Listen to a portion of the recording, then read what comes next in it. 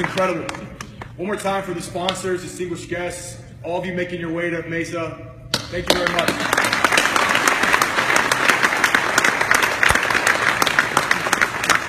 I have some thank yous and a few words to share. I didn't bring my glasses, so I might be like this. Again, thank you, Daniel, and the rest of the United Fire team for all the work you do behind the scenes. On behalf of Mesa Fire and Medical and all the other departments you support, thank you.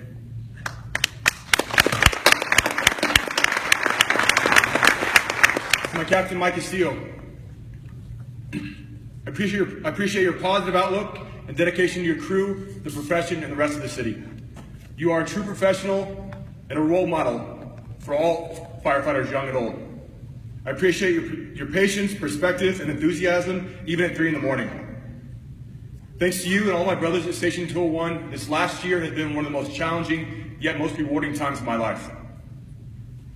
To my beautiful girlfriend, Jessica, you are an incredible person, partner, and friend.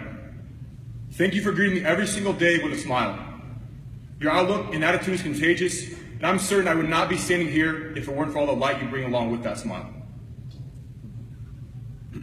This is just the beginning, babe. I can't wait to see what comes next as we learn and grow together.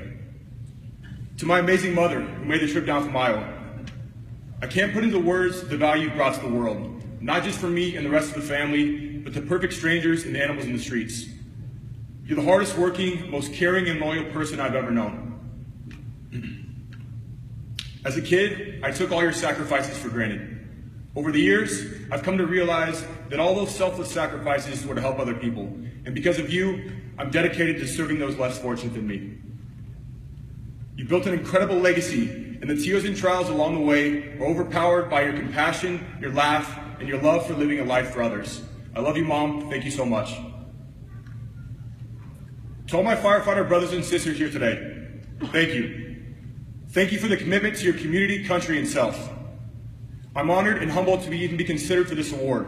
It's a privilege to stand in front of all of you today, but this award is so much bigger than me.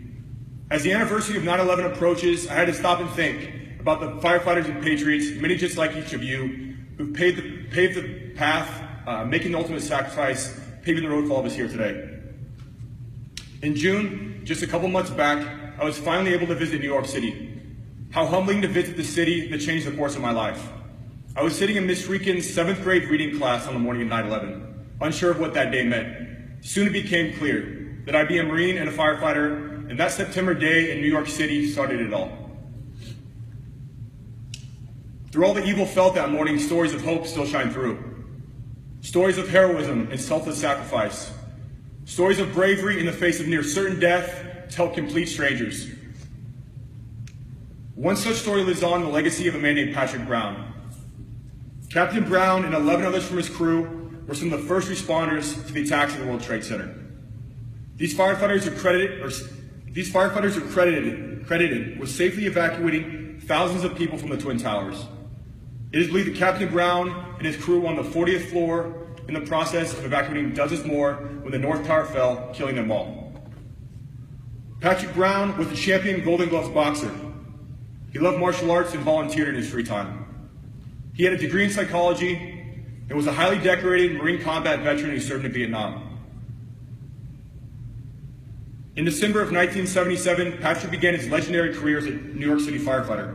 This man, this patriot, this firefighter, and American hero will be remembered for his grace under pressure during a daring rope rescue in 1991, and of course for the countless lives he and his crew saved on 9/11. But Captain Brown began to build his legacy long before his death.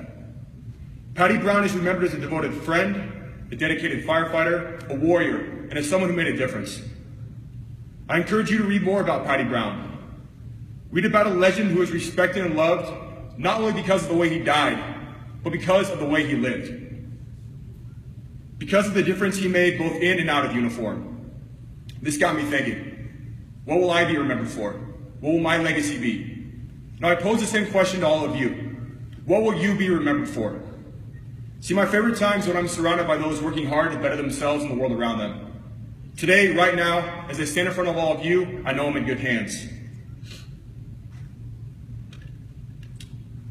By taking the step to serve your community, you started to build your legacy.